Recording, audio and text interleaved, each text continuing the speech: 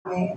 Apapun keadaan kita, apapun musim kita hari ini yang sedang kita jalani, saya percaya damai sejahtera dan sukacita Allah yang melampaui segala akal manusia itu jadi bagian hidup kita. Amin. Amin.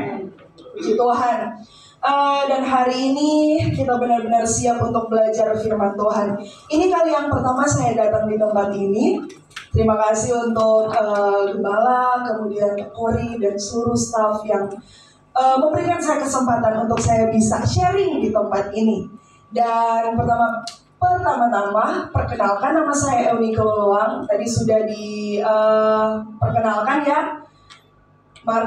Dari marganya mungkin ada yang sudah tahu, asal saya dari Manado.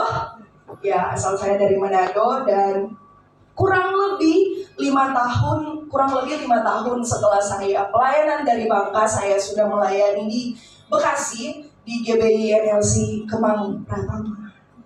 Dan puji Tuhan saya melayani di generasi di gereja kami disebut dengan Next Gen atau Next Generasi, dan saya sempat juga pelayanan bersama dengan Kak Kori di generasi di DPA ya. Kak, berapa tahun kita Kak? 2 tahun plus 4 tahun ya. Puji Tuhan, saya percaya bahwa saya ada sampai hari ini semua hanya oleh anugerah Tuhan, dan saya bisa berdiri di hadapan Bapak Ibu semua hanya oleh anugerah Tuhan, dan saya mengucap syukur. Baik, saya rasa perkenalan saya sampai di situ ya. Nanti kalau ada yang mau tanya-tanya lagi boleh selesai ibadah ini.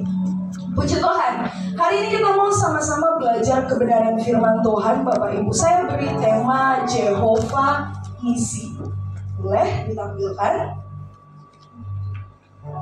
Ya, Jehovah Nisi, the Lord my refuge, atau Tuhan adalah penolongku, Tuhan tempat perlindunganku, atau Tuhan adalah panjiku. Di dalam Keluaran pasal 17 ayat yang ke-13 sampai 16. Di sini secara khusus yang ditampilkan adalah ayat 15 sampai ayat yang ke-16. Keluaran pasal 17 ayat yang ke-13 sampai ayat yang ke-16.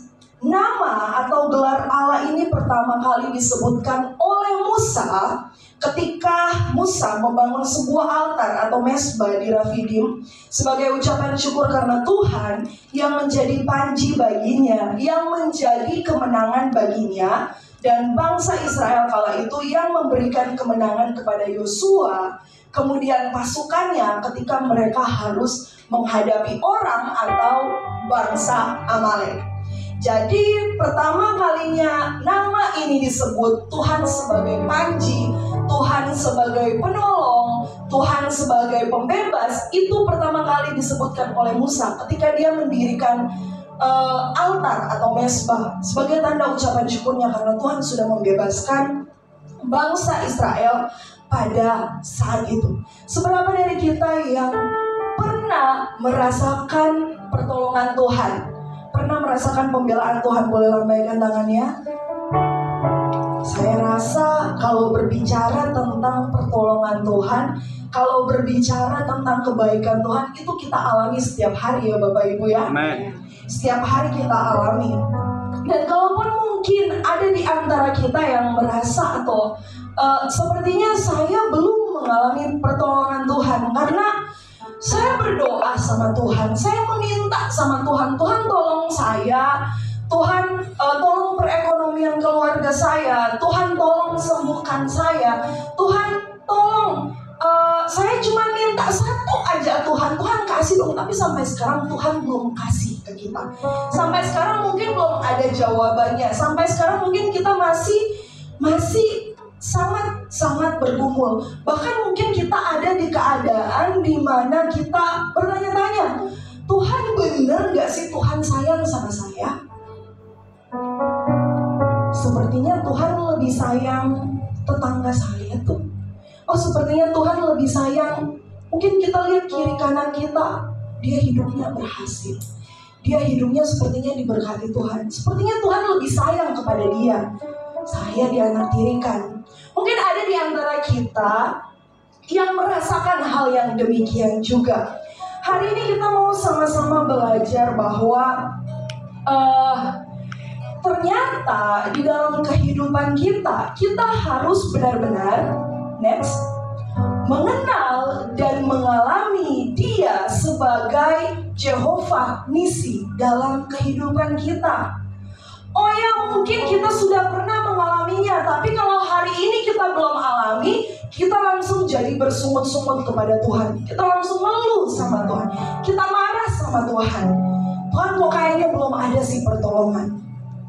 Mungkin hari-hari ini, oh ya, saya tahu di nyanyian puji-pujian juga tadi selama puji-pujian dikatakan Tuhan setia, Tuhan baik, Tuhan tolong, tapi saya belum mengalami pertolongan Tuhan. Oh ya, saya pernah mengalami pertolongan Tuhan, tapi itu dulu. Sekarang saya belum lagi tuh, saya doa dan belum lagi. Hari ini saya mau mengajak kita semua untuk ayo kita perlu untuk mengenal.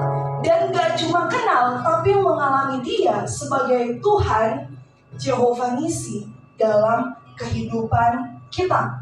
Mari sama-sama kita buka dan lihat dalam Daniel pasal yang ketiga.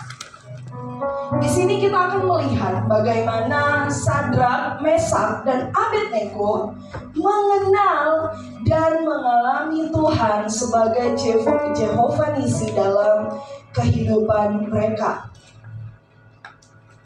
Kita baca di ayat yang ke-17 sampai ayat yang ke-18. Mari sama-sama boleh berdiri. Kita baca bersama-sama.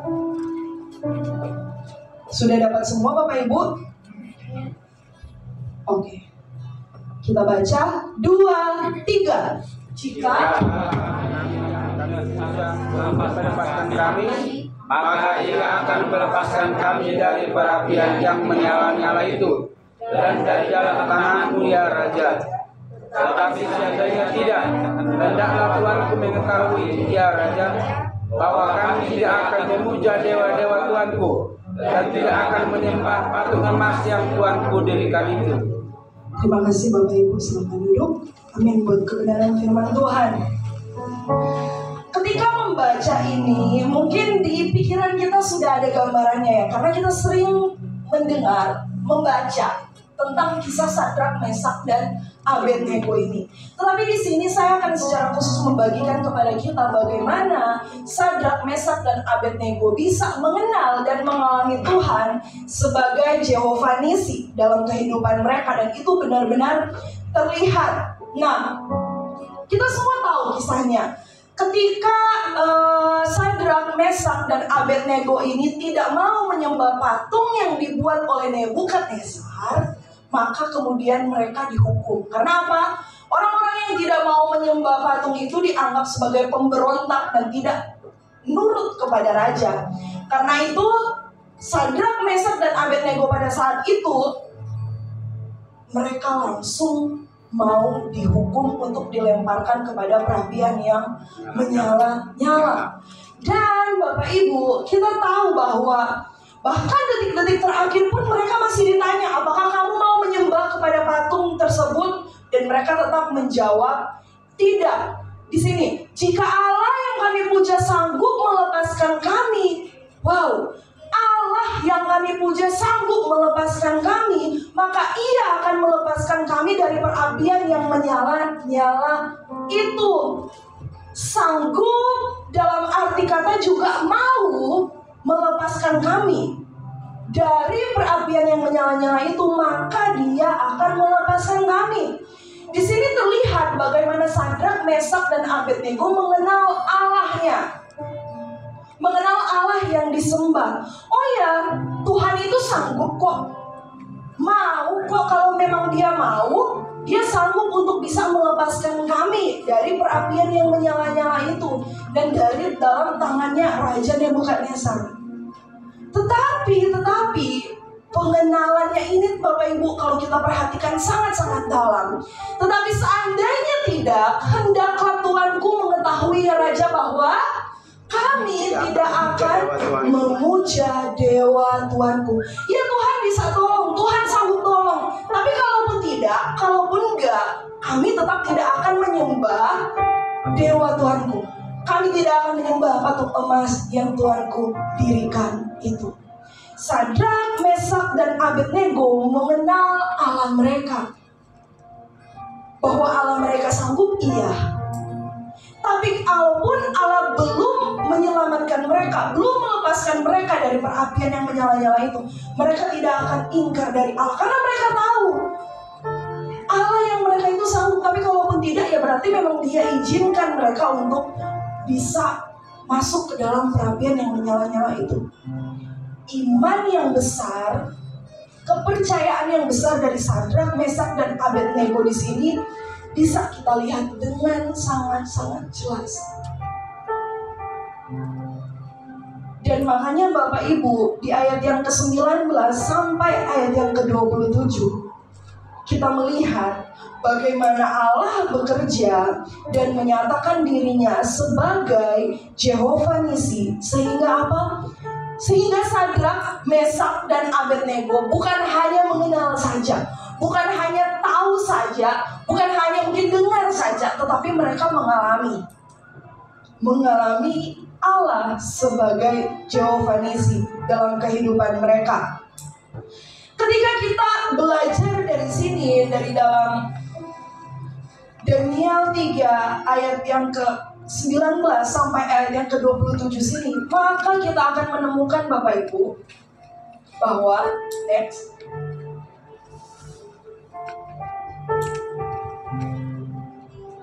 Tuhan yang disebut sebagai Jehovah Nisi adalah Tuhan yang menyatakan kuasanya, yang menyatakan kehadirannya, dan yang menyatakan perlindungannya. Power, presence, protection.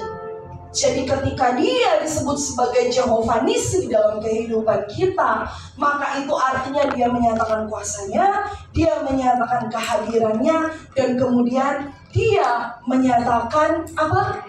Perlindungannya. Di ayat yang ke-19 saya akan bacakan bagi kita semua.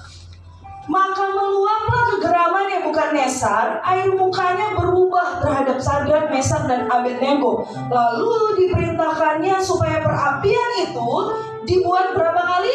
7 kali. 7 kali lebih panas dari yang biasanya. Bapak Ibu, kalau kita tangan kita ya belum sampai kena ke api kompor ya, panas ya, apalagi sampai kena ya. Dan bayangkan Bapak Ibu bahwa yang tidak cuma sekedar panas saja, tetapi dipanaskan sampai 7 kali lebih panas daripada yang biasanya. Kepada beberapa orang yang sangat kuat dari tentaranya dititahkan untuk apa? Mengikat Sadrak, Mesak, dan Abednego dan mencampakkan mereka ke dalam perapian yang menyala-nyala itu. Lalu diikatlah ketiga orang itu dengan jubah, celana, topi, dan pakaian-pakaian mereka yang lain, dan dicampakkan ke dalam perapian yang menyala-nyala itu. Karena tita raja itu keras, dipanaskanlah perapian itu dengan luar biasa, sehingga nyala api itu membakar mati orang-orang yang mengangkat Sadrak, Mesak, dan Abednego itu ke atas. Bapak Ibu, orang-orang yang mengangkat, orang-orang yang bawa si Sadrak, Mesak, dan Abednego ini saja langsung mati karena saking panasnya. Bayangkan Bapak Ibu betapa panasnya perapian itu. Tetapi ketiga orang itu, yakni Sadrak, Mesak, dan Abednego, jatuh ke dalam perapian yang menyala-nyala itu dengan terikat. Mereka terikat. Secara manusia mereka tidak bisa melakukan apa-apa Bapak Ibu. Mereka diikat, kemudian mereka dilemparkan kepada perapian yang menyala-nyala itu. Bapak Ibu, di sini kuasa Tuhan dinyatakan. Bahkan tadi orang-orang yang membawa mereka, orang-orang yang akan melemparkan mereka ke situ saja mati. Hanya belum masuk ke dalam situ sudah mati. Tapi si Sadrak, Mesak, dan Abednego itu mereka dijatuhkan ke dalam. Kuasa Tuhan dinyatakan mereka tidak langsung mati di situ. Orang-orang yang angkat itu saja mati. Coba bayangkan Bapak Ibu, harusnya kalau secara pemandangan manusia mereka harusnya mati juga. hangus, yang angkat aja mati ya, apalagi yang dimasukkan ke dalam situ. Dan setelah dilemparkannya Sadrak, Mesak, dan Abednego di situ, kemudian apa? Terkejutlah Raja Nebukadnezar lalu bangun dengan segera. Berkatalah ia kepada para menterinya, bukankah 3 orang yang telah kita campakkan dengan terikat ke dalam api itu? Jawab mereka kepada raja, benar ya raja. Katanya, tetapi ada 4 orang kulihat berjalan-jalan dengan bebas di tengah-tengah api itu. Mereka tidak terluka, dan yang keempat itu rupanya seperti anak dewa. Di sini kita lihat kehadiran Tuhan, Bapak Ibu. Amin. Bisa nggak Bapak Ibu Tuhan dengan kuasanya bikin Sadrak, Mesak, Abednego itu waktu mau dilemparkan, mereka tiba-tiba hilang. Mereka tiba-tiba pindah ke hotel ya. Hotel yang pada saat itu ya, udah mereka nyaman aja tidur di hotel ya. Bisa nggak Bapak Ibu? Tuhan berkuasa, Tuhan bisa melakukannya. Bahkan pengawal yang ada yang terkuat pada saat itu saja mati. Kalaupun Tuhan mau, Tuhan itu sanggup.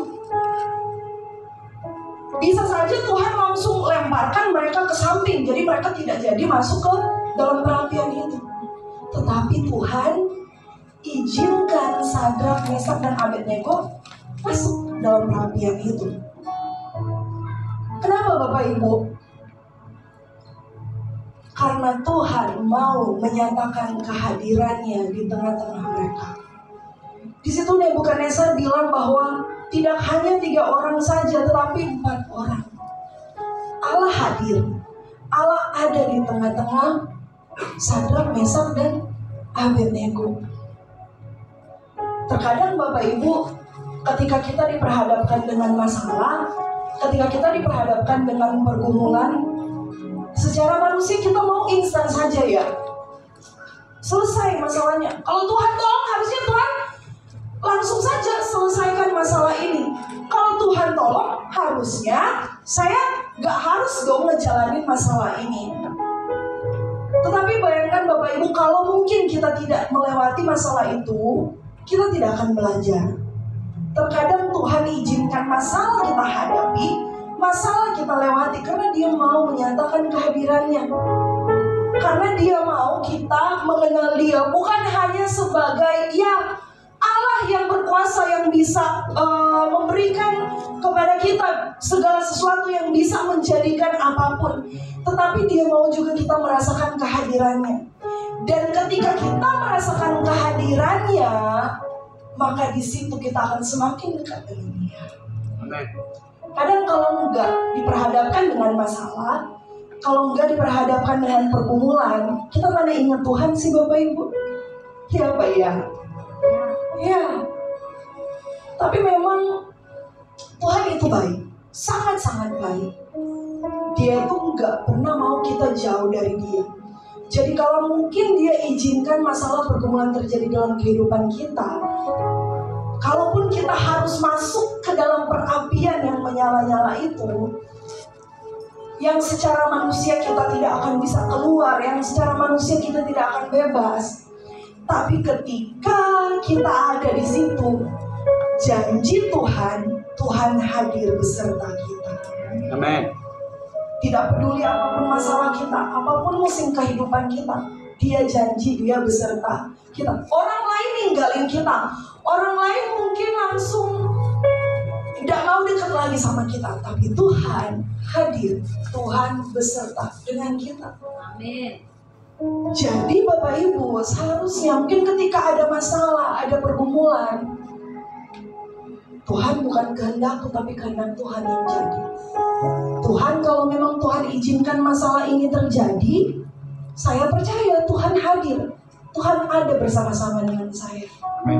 Dan kekuatan Tuhan itu yang jadi bagian kita. Amin. Amin.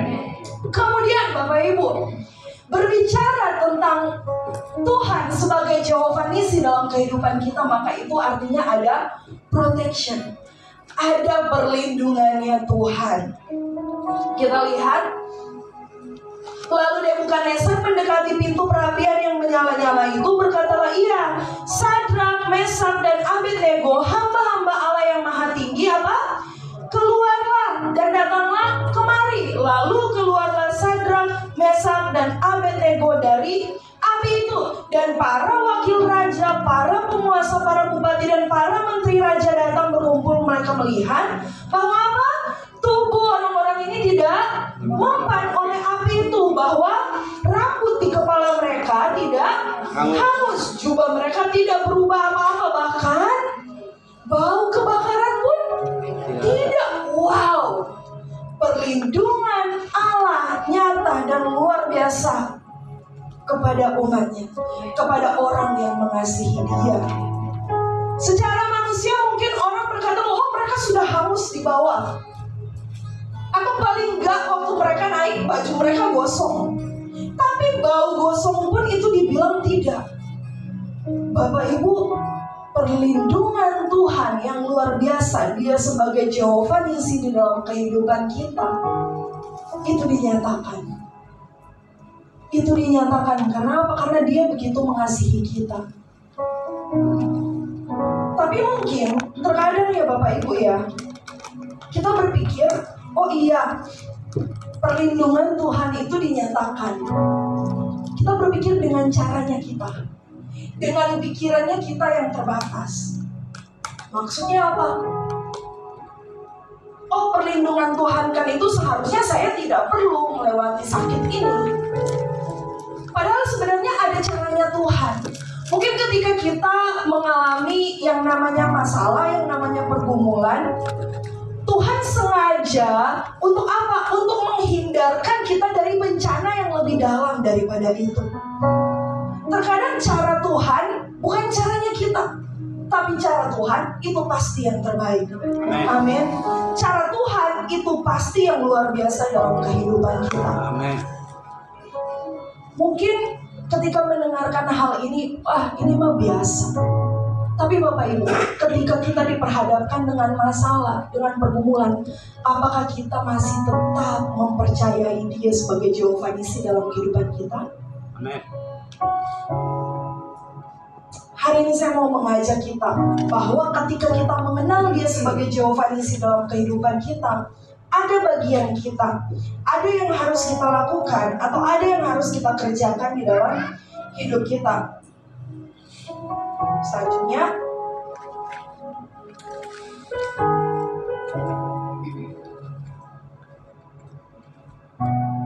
bagian kita Bapak Ibu, yang pertama apa? Lakukan apa yang benar. Lakukan apa? Yang benar. Yang benar. Do what is right. Lakukan apa yang benar. Sadrak, Mesak, dan Abednego melakukan apa yang benar, dan Tuhan menyatakan dirinya sebagai Jehovah Nisi. Bapak Ibu, kadang kita sendiri yang suka cari masalah. Iya ya.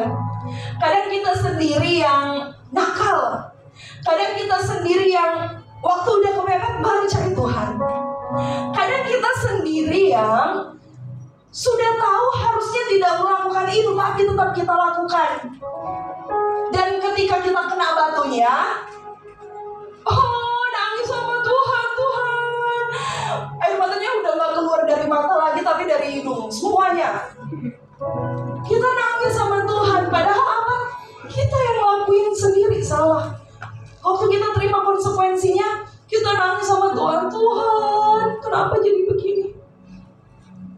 Bukannya saya bilang jangan datang ke Tuhan kalau masalah kita bikin sendiri ya Bapak Ibu ya. Kita tetap datang sama Tuhan. Tetapi ya kadang tuh salahnya kita, tapi kita suka nyalahin Tuhan. Nah, kurang ajar nggak tuh anak? Bapak Ibu, kalau anak-anak kita main di luar, PC automatically when you step away from Microsoft support. dia udah ingetin tuh, udah waktunya udah mau habis katanya. Oke, Bapak Ibu,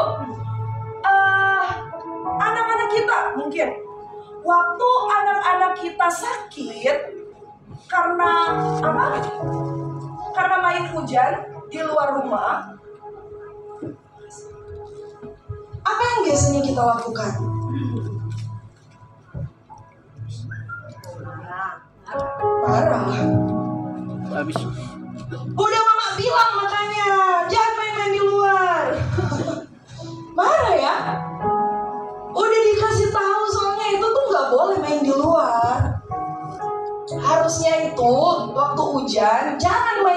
hujan-hujanan di luar, tapi masih main hujan-hujanan waktu sakit.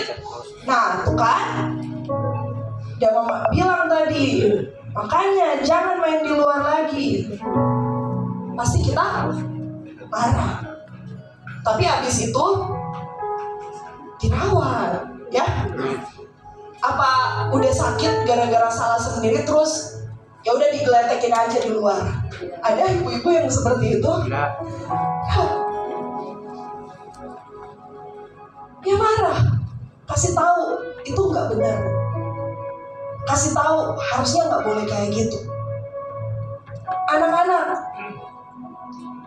dikasih tahu nggak boleh main api, nggak boleh deket-deket di kompor atau lagi masak atau apa, jangan dipegang, itu panas. Tapi kadang kita juga kayak anak-anak itu, udah tahu panas masih aja dipegang. Waktu sakit, waktu luka, nangis. Kadang tanpa kita sadari kita seperti anak-anak itu, Bapak Ibu. Selalu ada konsekuensi dari dosa atau kesalahan yang kita lakukan. Itu kita tidak bisa pungkiri. Ya, selalu ada konsekuensi dari dosa yang kita lakukan. Ketika kita tidak melakukan yang benar, ya kita harus siap menerima kalau ada konsekuensinya. Apakah Tuhan tidak tolong? Kita harus melewati konsekuensi itu. Tapi ketika kita datang kepada Tuhan, ketika kita minta ampun sama Tuhan, Tuhan, ampun Tuhan, saya salah Tuhan. Tuhan ampuni, Tuhan berikan kekuatan untuk melewati konsekuensi itu. Sebegitu baiknya Dia sama kita. Amen. Sebegitu sayangnya Dia sama kita. Bahkan ketika kita melakukan yang salah juga Dia tetap masih kasih kita kekuatan kalau kita mau datang kepada Dia dan melakukan apa yang benar di sini, Bapak Ibu. Oke, ketika kita, oh ya saya sudah melakukan apa yang benar, tapi kenapa saya masih diperhadapkan dengan masalah ini? Seperti Sadrak, Mesak, dan Abednego tadi. Mereka dicampakkan ke dalam perapian yang nyala-nyala itu, apakah karena mereka salah? Tidak. Salah menurut Nebukadnezar, tetapi di hadapan Tuhan mereka benar. Tapi ketika mereka harus melewati itu, maka ada rencana Tuhan yang Tuhan ingin menyatakan di situ. Kita melakukan yang benar, Bapak Ibu. Nah, ini harus diingat, Kalaupun hari-hari ini kita melakukan yang benar, kalaupun hari-hari ini kita melakukan apa yang baik, itu bukan agar atau bukan supaya, bukan buat nyogok Tuhan, biar hidupku tenang-tenang aja, biar hidupku nyaman-nyaman aja, buat nyogok Tuhan, biar saya dapat keselamatan, makanya saya melakukan yang benar, yang baik. Keselamatan sudah diberikan kepada kita, amin Bapak Ibu. Amin. Keselamatan itu sudah kita terima. Dengan kekuatan kita, dengan perbuatan baik kita tidak akan mampu meraih keselamatan itu. Tapi oleh anugerah Tuhan, Dia nyatakan keselamatan itu. Tapi ingat Bapak Ibu, anugerah itu memang diberikan cuma-cuma. Tetapi anugerah itu tidak datang dengan cuma-cuma. Itu dibayar dengan pengorbanan Tuhan Yesus di atas kayu salib. Karenanya ketika kita melakukan apa yang benar, bukan agar supaya Tuhan tolong saya, no. Bukan agar supaya Tuhan selamatkan saya, no. Tetapi karena Tuhan sudah baik kepada saya, karena Tuhan sudah menyatakan anugerahnya, karena Tuhan sudah menyatakan keselamatannya untuk saya. Jadi perbuatan baik atau benar kita sebagai bentuk ucapan syukur ketika kita diperhadapkan dengan masalah, pergumulan.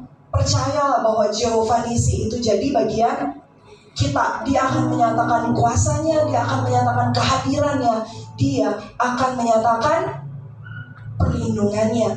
Kemudian yang kedua apa Bapak Ibu sama-sama? Doa. Sama-sama bilang doa. Doa adalah sebagai bentuk penyerahan diri kita kepada Tuhan, sebagai tanda kalau kita mengandalkan Tuhan. Kalau kita mengandalkan Tuhan tapi kita cuma bicara saya mengandalkan Tuhan tapi kita nggak doa, ya, itu namanya kita mengandalkan kekuatan kita sendiri. Doa adalah sebagai bentuk, ya Tuhan, saya mau masrahkan diri saya kepada Tuhan, saya mau masrahkan hidup saya kepada Tuhan. Tuhan tolong saya. Masalah ini mungkin besar, tapi Tuhan lebih besar. Kita bawa dalam doa kita. Itu sebagai tanda penyerahan diri kita. Bapak Ibu, saya mau kesaksian. Hari Senin tanggal 9 kemarin, hari pertama liburan ya, saya ke Bandung. Ke Bandung itu naik travel bersama dengan teman-teman saya. Niatnya mau refreshing. Hamba Tuhan butuh refreshing? Butuh Bapak Ibu. Ya, saya ke Bandung niatnya mau refreshing lah di sana. Begitu. Dan singkat cerita, dalam perjalanan di dalam tol, saya waktu biasa ya, kalau dalam bus itu saya tim tidur. Yang tim tidur Bapak Ibu, saya pokoknya molor deh kalau di dalam bus itu. Pokoknya bisa sampai ke Bandung itu saya tidur gitu. Oke, saya sudah mau ngambil ancang-ancang nih Bapak Ibu buat tidur nih. Di bus sudah naik kan, udah masuk ke dalam tol, saya udah mau ngambil ancang-ancang buat tidur. Tapi sebelum saya tidur, saya coba nengok ke bagian kanan. Nah, bagian kanan itu kan ada mobil-mobil lain, ada bus-bus lain ya Bapak Ibu. Ketika saya nengok ke kanan, mata saya itu langsung ke sebuah tulisan.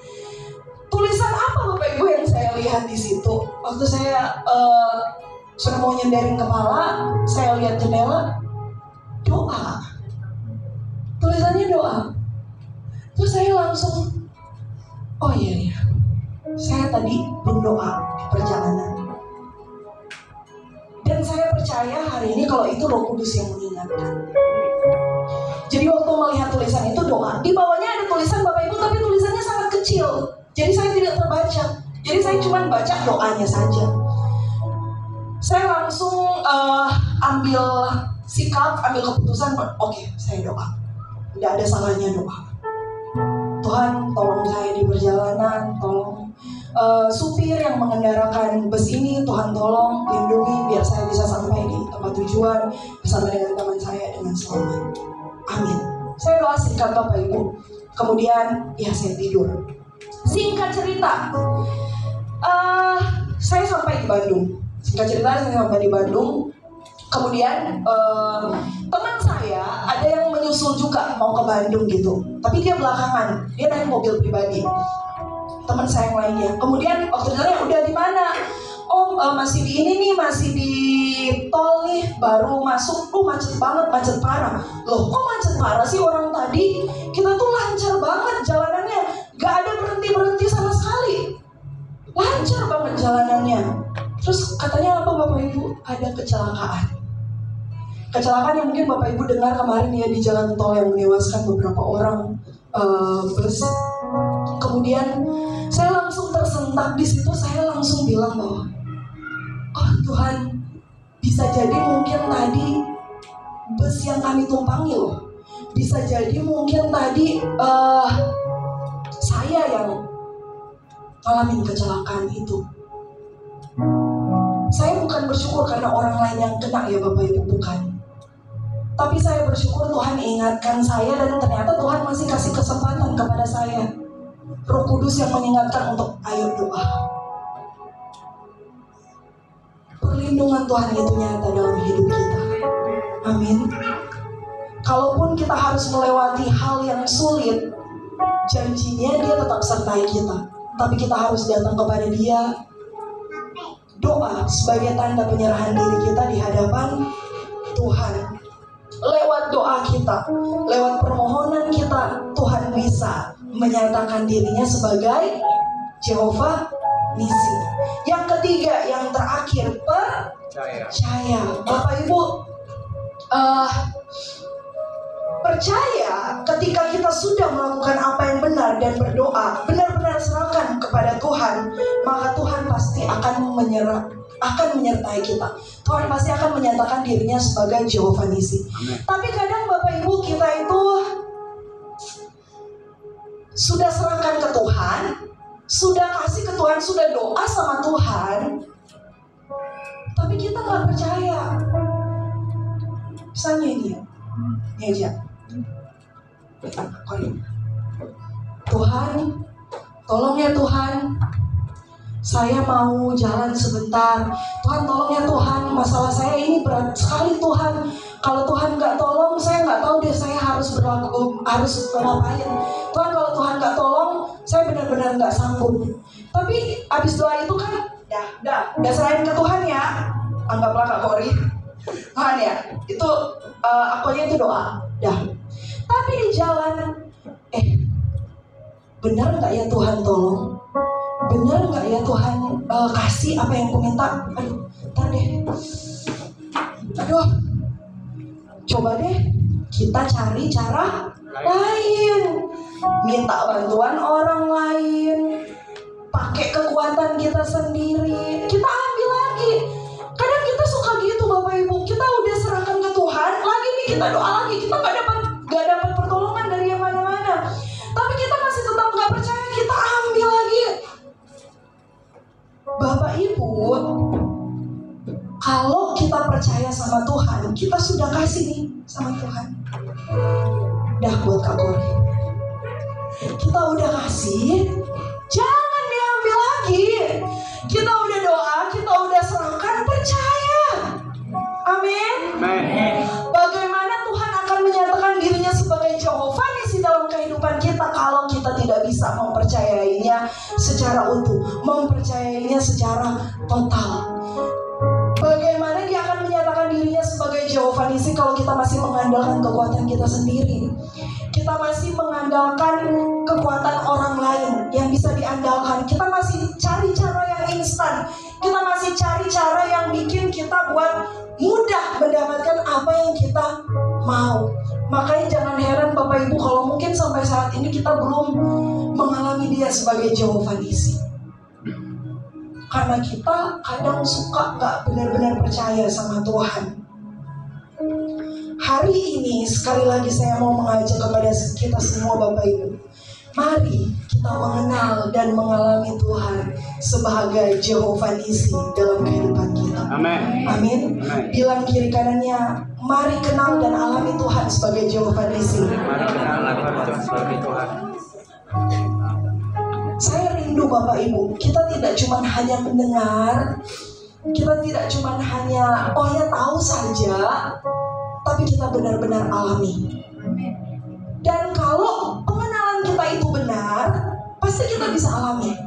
Kalau kita nggak benar-benar kenal, bisa jadi itu juga penyebab kita nggak mengalami Tuhan.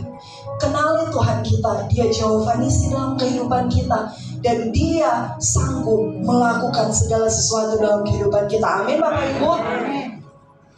Terakhir, yang paling terakhir, dan dari saya sudah bilang yang terakhir ya. Next slide. Kita baca Daniel 3 ayat 28 sampai ayat yang ke-29. Saya undang kita semua untuk berdiri. Boleh WL simak.